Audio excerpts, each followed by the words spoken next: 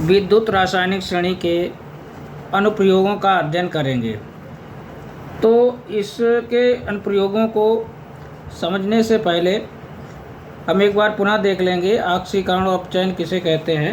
ये हमने समीकरण लिखा है यहाँ पे Zn plus Cu2 plus Gibbs Zn2 plus Cu। तो यहाँ पर जीरो चार्ज है और यहाँ पे +2 है। 0 से +2 में ये चेंज हो रहा है क्योंकि ये 2 इलेक्ट्रॉनों का क्या कर रहा है, त्याग कर रहा है। तो इसका क्या हो रहा है, यहाँ पर ऑक्सीकरण हो रहा है। और इसका यहाँ पे क्या हो रहा है, ये 2 इलेक्ट्रॉन खा करके अपने आप को निष्क्रिय कर रहा है। तो इसके मतलब ये है कि इसका हो रहा है यहाँ पर अपचयन हो रहा है। ठीक है। अब विद्युत रासायनिक श्रेणी के अनुप्रयोग में सबसे पहले हम बात करेंगे धातुओं की क्रियाशीलता की। तो सबसे पहले हमें ये पता होना चाहिए कि धातुएं क्या होती हैं। धातुओं जो होती हैं, यानी कि धातुएं सबसे अच्छी वो होती हैं जो इलेक्ट्रॉनों का सबसे अच्छे से त्याग करती हैं। और हमें पता है विद्युत रासायनिक श्रेणी में जो तत्व ऊपर हैं वो क्या कर रहे हैं, धातुओं का त्याग सबसे आसानी से कर रहे हैं। यानी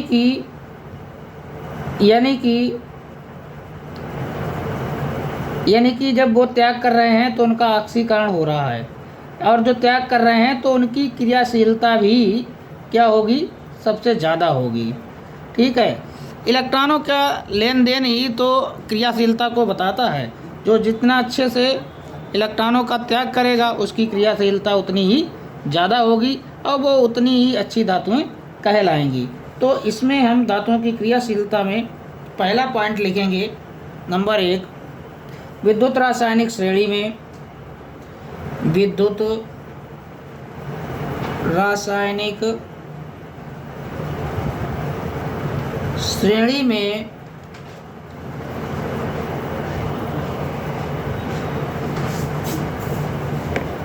विद्युत रासायनिक श्रेणी में जो धातु जितना ऊपर होती है, जो धातु जितना ऊपर होती है, अर्थात जिसका ऑक्सीकरण होता है, अर्थात जिसका ऑक्सीकरण होता है, वह उतना ही अधिक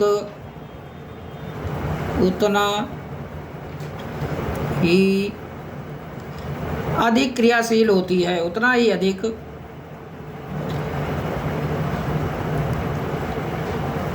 क्रियाशील होती है। वह ये भी कह सकते हैं वह प्रबल अपचायक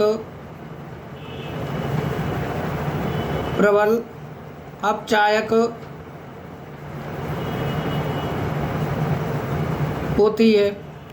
क्योंकि हमें पता है कि विद्युत रासायनिक श्रेणी जो है वो किस आधार पे बनी है, मानक अपचयन विभव के आधार पे बनी है। अपचयन का मतलब होता है इलेक्ट्रॉन ग्रहण करना। ठीक है, इलेक्ट्रॉन को ग्रहण करना। तो विद्युत रासायनिक श्रेणी में जो धातु जितना ऊपर होती है, अर्थात जिसका ऑक्सीकरण होता है। अब ऑक्सीकरण का मतलब क्या होता है, ऑक्सीकरण का मतलब है इलेक्ट्रॉन के त्यागने से। तो वह उतना ही अधिक क्या होती है, क्रियाशील होगी। जितना ऊपर होगी वो क्या करेगी, उतनी ही अधिक क्रियाशील होगी। और जिसका ऑक्सीकरण होता है वो क्या करता है, अपचायक का काम करता है, और वो क्या होगी, उतना ही प्रबल अपचायक होगी।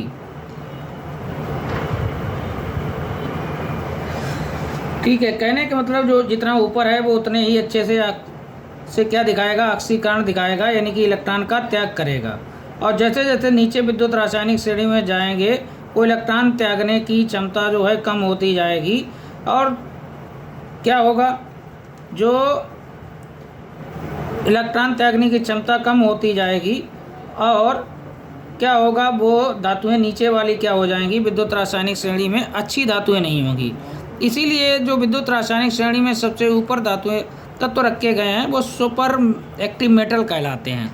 बहुत ज़्यादा अच्छी अधिक क्रियाशील धातुएं कहलाती हैं। बीच वाली जो होती हैं सामान्य कहलाती हैं और सबसे नीचे वाली जो होती हैं वो लगभग अधातुओं का काम करते हैं तत्व। तो ऐसी बनी हुई है विद्युत रासायनिक श्रेणी। जैसे में लिख लेते हैं, जैसे में देखते हैं धातुओं की क्रियाशीलता, धातुओं की क्रियाशीलता का क्रम यहाँ पे लिख देते हैं, का घटता क्रम लिख देते हैं। घटता क्रम मतलब घटता क्रम क्या हो जाएगा, समझ गए। जो ऊपर है वो सबसे ज़्यादा एक्टिव है तो इसकी क्रियाशीलता ज़्यादा, उसके बाद सीरीज में जो नीचे हैं उनको रखते चले जाएंगे हम लोग, तो उनकी क्रियाशीलता का एक क्रम एल्युमिनियम, ये क्रम बना रहेगा। ठीक है, ये हमने धातुओं की क्रियाशीलता में पहला पॉइंट देखा। इसके बाद दूसरे नंबर पे देखेंगे हाइड्रोजन से ऊपर स्थित जो धातुएं होती हैं वो जल तथा अम्लों से हाइड्रोजन को विस्थापित कर देती हैं। देखिए, जो हाइड्रोजन से ऊपर धातुएं हैं किसमें, विद्युत रासायनिक श्रेणी में, तो वो जल से और अम्लों से क्या करेंगी, हाइड्रोजन को विस्थापित कर देंगी। क्यों कर देंगी, क्योंकि उनकी क्रियाशीलता क्या होगी, ज़्यादा होगी। किससे ज़्यादा होगी, हाइड्रोजन से, इसलिए वह विस्थापित कर देती हैं। तो ये भी पॉइंट लिखेंगे, हाइड्रोजन से ऊपर स्थित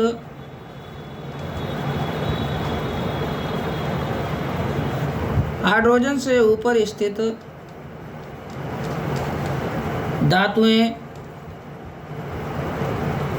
जल तथा अम्लों से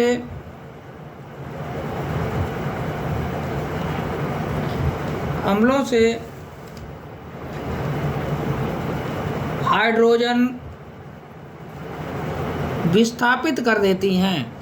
विस्थापित का मतलब ये है कि वहाँ से हटा देती हैं, विस्थापित कर देती हैं,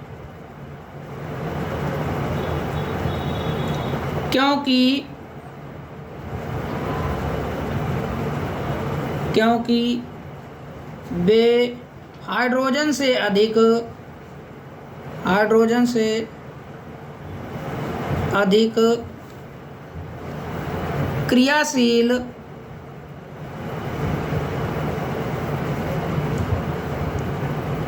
क्रियाशील होती हैं।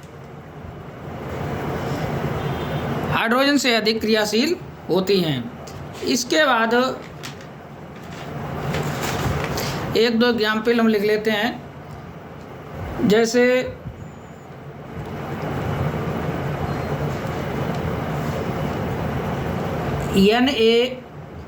Na2Na ले लें प्लस H2O, यानी कि इसको H2O को हम HOH ही लिख सकते हैं। तो यहाँ पे क्या क्रिया होगी, 2NaOH, और ये जो हाइड्रोजन है यहाँ से क्या होगी, बाहर निकल जाएगी। ठीक है, नंबर 2 पे Ca प्लस HOH, तो यहाँ पे क्या क्रिया होगी, CaOH का होल ट्वाइज प्लस H2, ये क्रिया होगी। आप सोच रहे होंगे कि यहाँ पे हमने 2 Na लिए हैं और यहाँ पे केवल Ca लिया हुआ है। वो इसलिए लिया हुआ है क्योंकि Ca जो होता है उसकी वैलेंसी +2 होती है। ठीक है, +2 होती है, ये 2 इलेक्ट्रॉनों का त्याग करता है। तो ये क्या करेगा, यहाँ से 2 हाइड्रोजन लेके निकल जाएगा। ठीक है, लेकिन यहाँ पे Na जो था उसकी वैलेंसी 1 ही होती है। तो यहाँ पे एक होने के कारण में यहाँ पे हमने 2 सोडियम लिए हुए हैं और ये दोनों हाइड्रोजन इसके के साथ क्या हो गए, तब यहाँ से ये 2 हाइड्रोजन निकल पाएंगे।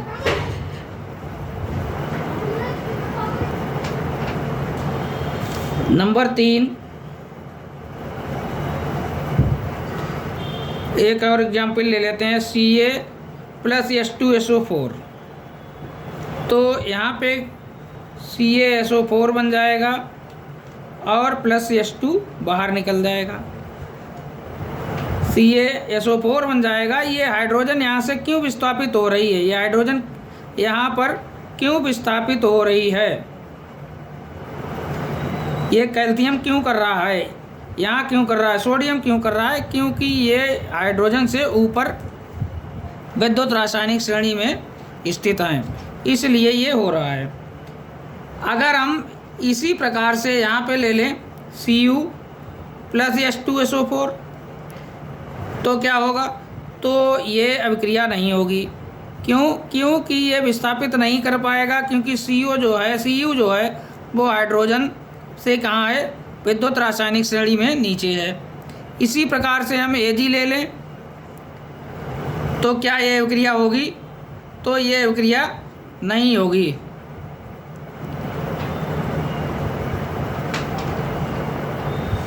अभिक्रिया होगी नहीं होगी, क्योंकि ये हाइड्रोजन से क्या है कि सिल्वर जो है ऊपर नहीं है, नीचे है, इसीलिए इसमें विस्थापित करने की क्षमता नहीं है और ये कम क्रियाशील है। नेक्स्ट पॉइंट हमें ये भी ध्यान रखना है कि जो विद्युत रासायनिक श्रेणी में धातुएं हैं ऊपर हैं वो क्या होती हैं, अधिक क्रियाशील होती हैं, हमें ये बात पता है, और इनके इनाट बहुत कम होते हैं और ये क्या करती हैं, ठंडे जल से क्रिया करके हाइड्रोजन से बाहर कर देती हैं, हाइड्रोजन को बाहर कर देती हैं, क्योंकि ये अधिक क्रियाशील होती हैं। ठीक है, तो इस पॉइंट को भी हम लिखेंगे, विद्युत रासायनिक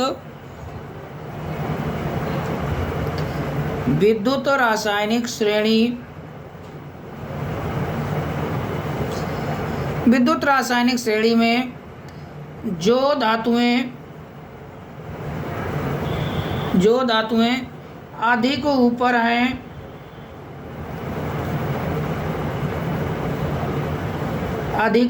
हैं, या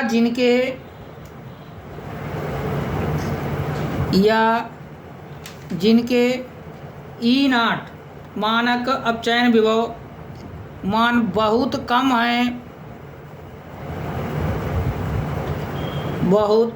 कम हैं, वे ठंडे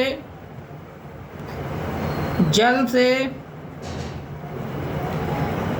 क्रिया करके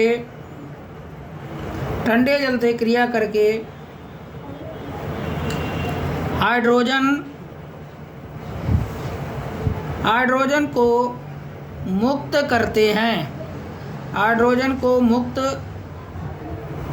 करते हैं, क्योंकि वे अधिक क्रियाशील होती हैं,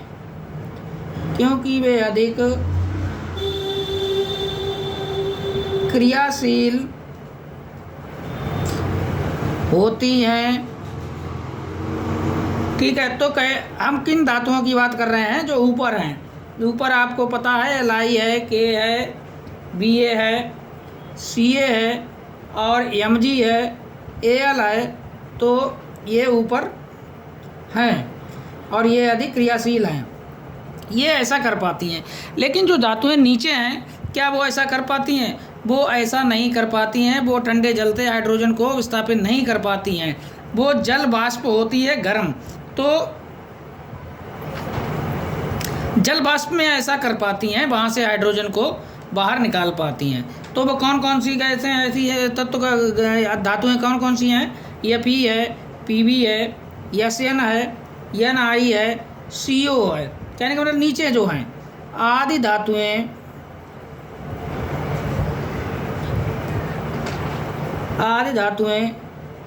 कुछ नीचे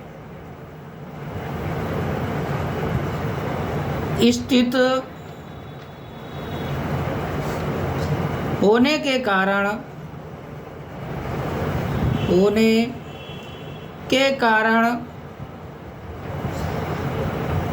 कुछ कम क्रियाशील होती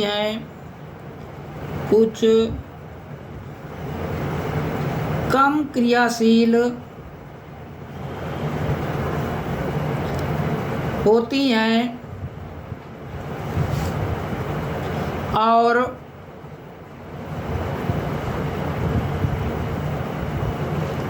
ये ठंडे जल से और ये ठंडे जल से क्रिया नहीं करती, क्रिया नहीं करती करती हैं, अपितु जल वाष्प से क्रिया करके, अपितु जल वाष्प से क्रिया करके हाइड्रोजन को मुक्त करती हैं। जी बना देते हैं, हाइड्रोजन गैस हो जाएगी, को मुक्त करती हैं। जैसे एक एग्जाम्पल लिख देते हैं,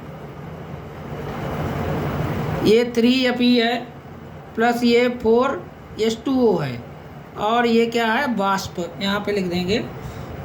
और यहाँ पे क्रिया होगी तो क्या बनेगा, Fe3O4 प्लस 4H2, ये हाइड्रोजन गैस बाहर निकल जाएगी।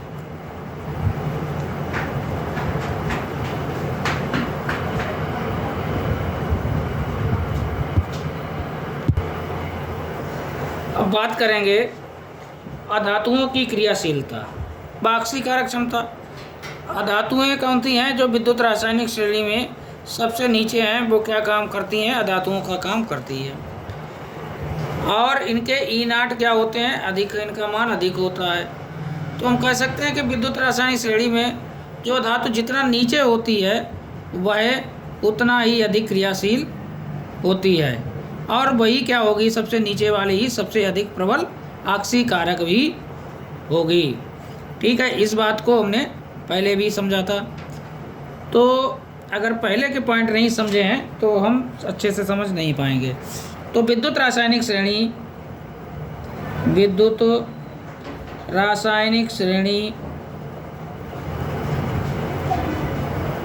में जो अधातु जितना नीचे होती है, जो श्रेणी में जो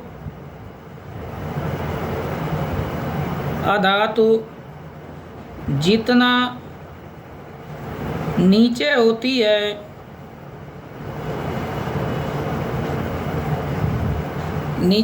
है, या जिसका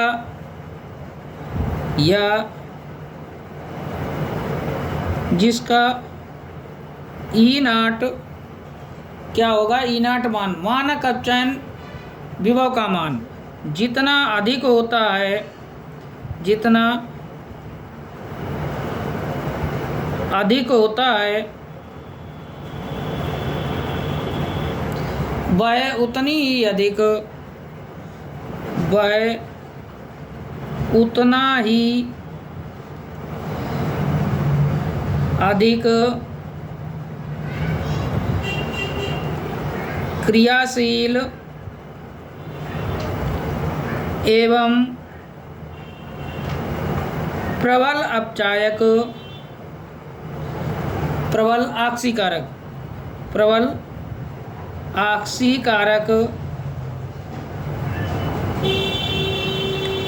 आक्सीकारक होती है। ठीक है, अब सबसे प्रबल आक्सीकारक कौन होगा, तो सबसे प्रबल आक्सीकारक, सबसे प्रबल आक्सीकारक कौन होगा, F2 सबसे नीचे है क्योंकि इसका E0 का मान जो है सबसे ज़्यादा होता है, कितना होता है, प्लस 2.87 वोल्ट होता है। ठीक है, तो हमने कहा कि सबसे ऊपर क्या है, धातुएं हैं, क्योंकि वो सबसे ज़्यादा इलेक्ट्रॉनों का त्याग करती हैं। नीचे नीचे आते हैं तो क्या होता है, इलेक्ट्रॉन त्याग करने की क्षमता जो है वो क्या होती है, घटती जाती है। ठीक है, तो नीचे से क्या शुरू हो जाती हैं, अधातुएं शुरू हो जाती हैं, क्योंकि ये इलेक्ट्रॉनों का त्याग नहीं करती हैं या ना के बराबर करती हैं, तो ये क्या काम करती हैं, अधातुओं का काम करती हैं। और सबसे अधिक सबसे प्रबल उपचायक कौन हो जाएगा, सबसे प्रबल ऑक्सीकारक कौन हो जाएगा, F2 हो जाएगा, क्योंकि ये सबसे नीचे है। इसी प्रकार से नंबर 6 पे हम बात करें, धातु ऑक्साइडों का ऊष्मीय स्थायित्व। तो धातु ऑक्साइडों का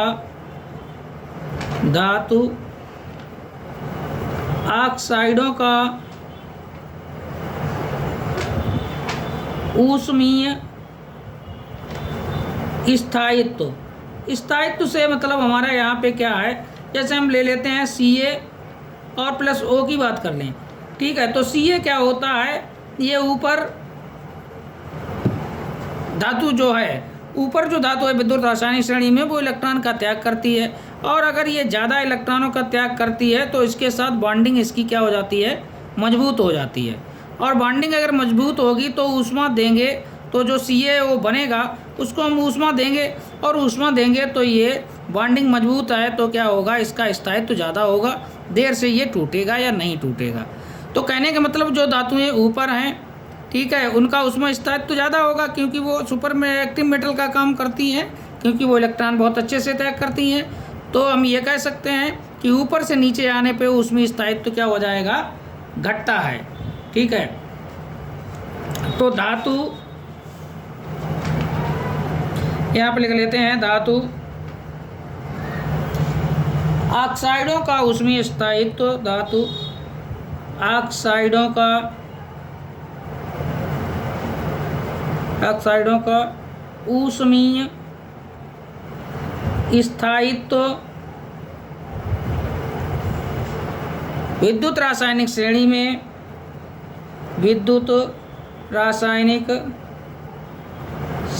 में ऊपर से नीचे आने